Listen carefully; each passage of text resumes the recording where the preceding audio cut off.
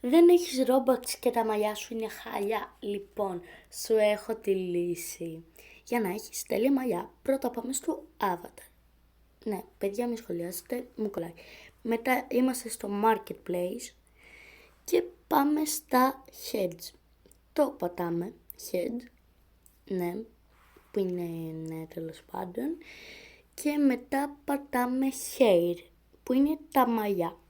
Μετά πατάμε στις πρώτες 3 γραμμούλες, πατάμε Limited.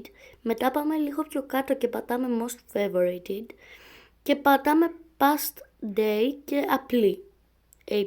Ναι, πώς προφέρετε τέλος πάντων. Και έχετε free δωρεάν μαλλιά. Ναι, παιδιά, κόλλησε. Μη σχολιάσετε, μου κολλάει. Και κοιτάξτε, έχετε τόσα free μαλλιά. Εσείς το ξέρατε? Για γράψτε μου στα σχόλια.